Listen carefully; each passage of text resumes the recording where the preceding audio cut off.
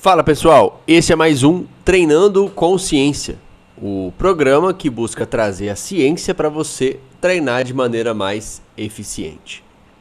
Bom, hoje, continuando falando sobre anatomia, eu vou trazer o nosso eixo principal, o nosso centro, aquilo que é a estrutura que dá base para a gente realizar os nossos movimentos, para a gente manter a nossa postura e para a gente ter, de certa forma, capacidade de fazer as nossas coisas do nosso dia a dia, que é a coluna vertebral.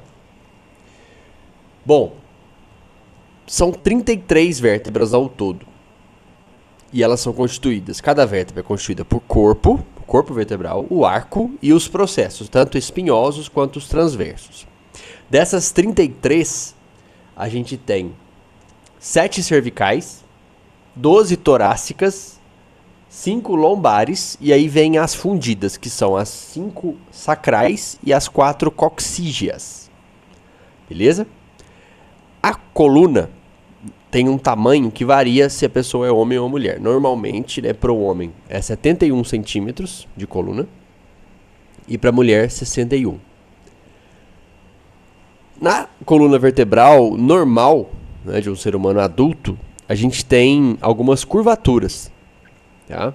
Porque a coluna ela não é reta, né? Se alguém fala para você manter a coluna reta, isso é uma maneira, digamos, mais informal, porque o correto é falar ereta, porque tem uma curvatura ali que é natural, tem curvaturas que são naturais. A gente tem 2 tipos de curvatura, que são as cifoses e as lordoses. A cifose, quando você vê a pessoa de lado, tá? Ela faz uma dobra para trás. Tá?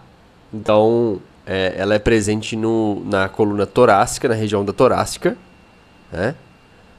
E também lá na sacral. Então, você imagina esse formato em C, tá? O C normal, tá?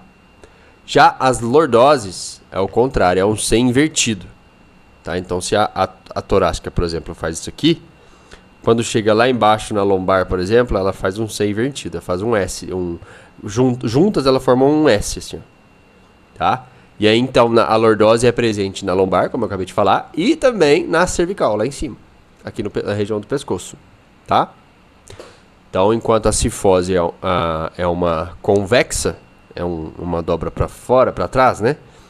A lordose é uma dobra para dentro, para frente, beleza? Aí, o que gera, na verdade é caracterizada com curvaturas anormais. Pensando nessas curvaturas que eu acabei de falar, que são as normais, a gente tem a hiperlordose, que é um acentuamento, né, um aumento da lordose, muito presente na lombar, quando a pessoa, mulher, por exemplo, que usa muito salto, né, fica com o quadril mais para trás.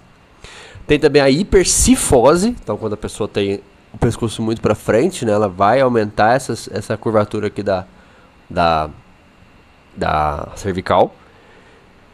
A gente tem também, quando a gente olha a pessoa de costas ou de frente, mas de costas é mais fácil de visualizar isso, uma escoliose, né, que é um desalinhamento das vértebras, e as retificações, que são as reduções, as diminuições dessas curvaturas. Então aí de fato a coluna começa a ter uma posição mais reta, que não é natural, não é normal. Quais são as funções da coluna? Flexão, extensão, as inclinações, também chamadas de flexões laterais, e também as rotações. Tá? Ela é capaz de proteger a medula espinhal, então que passa entre as vértebras ali, a medula espinhal, gerar estabilidade para a cabeça, né? E também participa da fixação das costelas. Tá? Aí, entre as vértebras, até para não deixar uma vértebra ficar encostando na outra, né? Porque como é osso com osso, um osso batendo no outro, geraria uma dor muito grande. Né? Então a gente tem entre elas os discos, chamados discos intervertebrais, que são cartilagens formadas por anéis fibrosos. E aí, a parte externa, né, a parte fibrosa, então a parte externa para dar mais proteção, e uma parte interna mais pulposa, então o núcleo mais pulposo. E a função desses discos é de auxiliar a movimentação das vértebras, quando você vai fazer flexões laterais, inclinações, né? Flexão, extensão, rotações. E também amortecer impacto. Então, quando você salta, por exemplo, né? Precisa desse disco para amortecer o impacto também. Além das vértebras, também a gente tem no tronco a composição de um externo, né? A participação do externo, que é esse osso aqui entre os peitorais, entre as costelas na parte frontal, e os 12 pares das costelas. Bom, tá bom. Agora vamos continuar falando da coluna. Dei esse adendo rapidinho aqui, mas vamos continuar falando da coluna vertebral, falando por região. Primeiro, falar das cervicais. As vértebras cervicais têm a função de dar suporte para a cabeça, de ter a mobilidade, de fazer os movimentos de rotação, flexão, extensão, tá? E por aí vai. Aí tem também a característica, as cervicais, as vértebras, de ter corpos vertebrais menores e um arco vertebral maior, tá?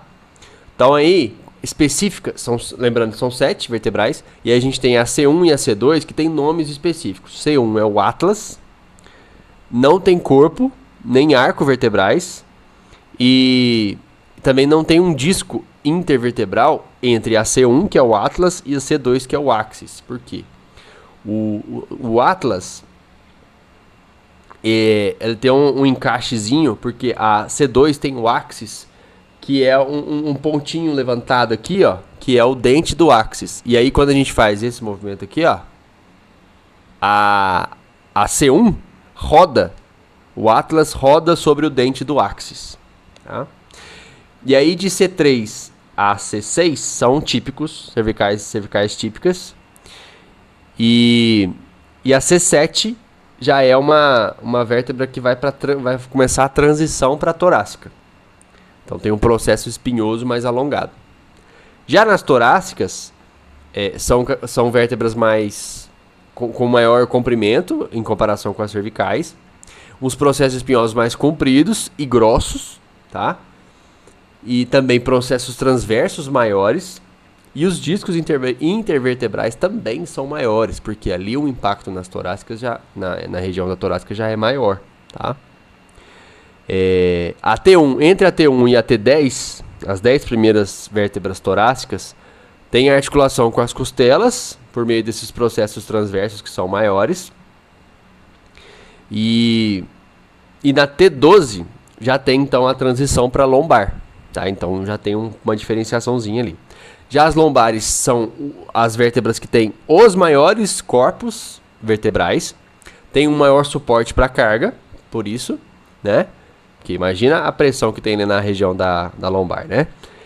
E também processos transversos maiores, ligação para ligamentos difíceis de apalpar. Então você não tem tanta facilidade de apalpar aqui as vértebras lombares comparado com torácica e com cervical. Já as sacrais são as 5 fundidas, como eu falei. A fusão inicia ali com 16 anos, mais ou menos, e termina quando a gente completa 30 anos. E o cóccix, as 4 vértebras fundidas também. E essa fusão é finalizada também com 30 anos. Beleza? Para finalizar, vou falar sobre patologias. A escoliose costuma afetar mais a torácica e a lombar, tá? Então, as regiões mais centrais ali, dificilmente você vai ter uma escoliose na cervical, por exemplo. Na sacral e na coxídea não tem como, porque elas são fundidas, né? E aí faz esse formato de S. E aí tem uma curva primária, que é a maior, e a curva secundária, como faz um S, né? Então tem essas duas curvas. Além disso, outras patologias: hiperlordose, hipercifose e as retificações. Uma anteversão do ombro, que acaba resultando na hiperlordose cervical. Uma protusão abdominal, né? Então o pessoal tem um abdômen um pouco mais para frente, né?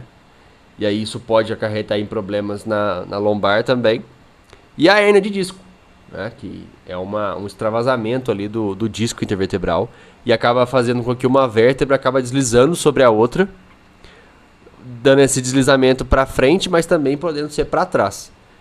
E aí é mais comum na lombar. O que isso acarreta é uma grande dor, né? Porque você lembra que quando você... Imagina, Entre as vértebras está passando ali a medula, certo? No meio das vértebras. E aí quando uma vértebra desliza em relação à outra, ela acaba comprimindo a medula, né? Apertando a medula, encostando na medula. Então isso causa muita dor, tá?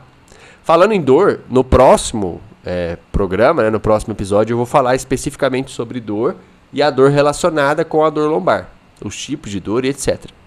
Mas, para hoje, era isso, tá? Espero que vocês tenham gostado, espero que vocês tenham entendido mais sobre a coluna principalmente aí, as variações que a gente encontra aí, as curvaturas e etc. E também a relação anatômica, tá? E é isso. E até a próxima. Valeu!